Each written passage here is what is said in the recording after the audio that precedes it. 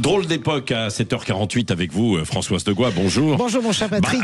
C'est un peu dans la suite de ce que l'on vient de dire avec Benoît Serre, c'est-à-dire qu'il y a un spectacle politique qui est déconcertant à droite et à gauche, et à vrai dire, on peut comprendre une certaine lassitude des Français. Oui, absolument Patrick. Je m'appuie d'abord sur cette interview lunaire de Manuel Valls chez nos confrères du Point aujourd'hui, à peine sorti du gouvernement, alors qu'il a fait des pieds et des mains pour se réhabiliter aux yeux d'Emmanuel Macron.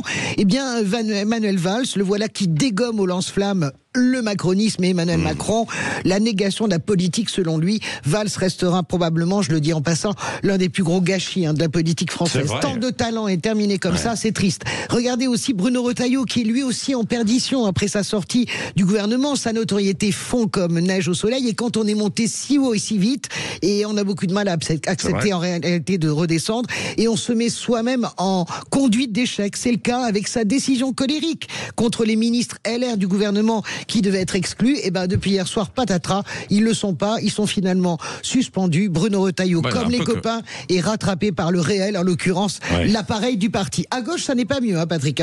Je vais pas les épargner, les amis de gauche, parce que je ne sais pas si vous regardez les réseaux sociaux, mais toute la journée depuis mercredi, la France insoumise insulte littéralement le Parti socialiste, nommément. Manuel Bompard attaque Olivier Faure, mais d'une façon complètement délirante, limite vexatoire, limite insultante. Le crime, avoir obtenu la suspension de la réforme des retraites et ne pas avoir censuré ce gouvernement.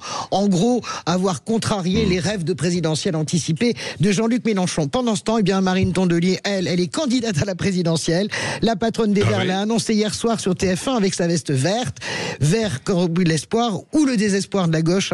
Parce que si je compte sur les doigts de ma main, il y en a beaucoup plus de candidats déclarés ou putatifs à gauche. Oui, c'est vrai. Et sur le plan des médias, vous dites que ce n'est pas forcément beaucoup mieux. Non, je prends juste l'incarcération de Nicolas Sarkozy, des heures de commentaires de plateau, de lamento, de procès que l'on refait. Ici, on a quand même équilibré, il faut quand même le dire, sur Sud Radio. Alors, c'est pas comme on le fait sur tous les sujets. Écoutez, je peux vous dire que sur les autres, ça n'est pas le cas. On a carrément vu des procès qui se refont en plateau.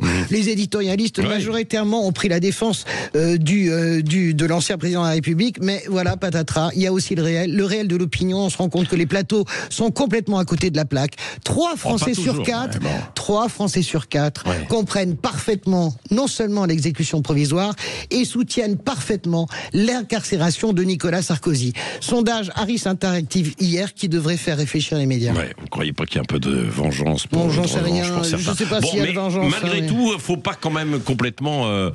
désespéré. Non, parce que bon, sinon... j'ai envie de dire à tous les collapsologues, calmez-vous.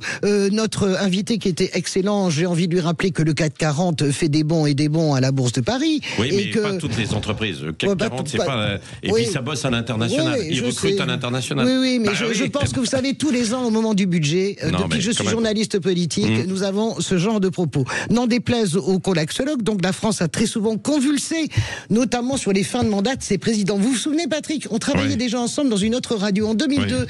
Jacques Chirac, fin de mandat, il sortait en déplacement, il se faisait cracher dessus, et il se faisait traiter de super menteur. On en faisait des éditos et des éditos. C'est Canal qui avait mis super menteur. Les Guignols. Souvenez-vous la fin glauquissime, je le dis bien, du règne de François Hollande. Les frondeurs qui toutes les semaines bloquaient le système. Je parle même pas de Merci pour ce moment, le livre de Valérie Trierweiler, ou l'affaire Cahuzac que Jean-François Aquili, mon ami, connaît très bien. Alors on dira, mais oui, mais la France n'allait pas aussi mal à l'époque, certes, mais à chaque époque sa crise, et à chaque crise son antidote. C'est l'histoire politique de notre pays. Je vous rappelle que notre pays, c'est comme ça depuis 1789, tempéré, traversé par des tempêtes à intervalles réguliers. Et entre nous, Patrick, vous, moi, le coin de la table, les gens qui nous écoutent, je vous le dis, il en faut quand même du courage pour avoir envie de nous diriger. Oui, ça c'est... Franchement. C'est pas faux. Bon, merci. Vous êtes d'accord ou pas d'accord avec ce qui vient d'être dit? Manu vous attend au standard. C'est pas si grave. Faut un peu de nuance, s'il vous plaît, quand même. C'est moi qui mets la nuance, justement, en l'occurrence. Oui. Non, mais attention, il y a des endroits où c'est quand même... Non, mais vous avez vu ce qui se passe à Rennes, par exemple, quand on en parle tout à l'heure.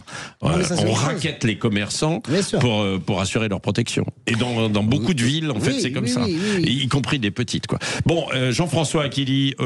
Votre invité politique tout à l'heure à 8h15 sur Sud Radio. Bonjour. Ce sera Aurore Berger, la ministre de l'égalité entre les femmes et les hommes et de la lutte contre les discriminations. Vous savez qu'il y a un sujet consensuel, ça existe, qui arrive aujourd'hui à l'Assemblée nationale, c'est le vote qui est attendu. C'est une proposition de loi qui va permettre d'intégrer la notion de non-consentement à la définition pénale du viol.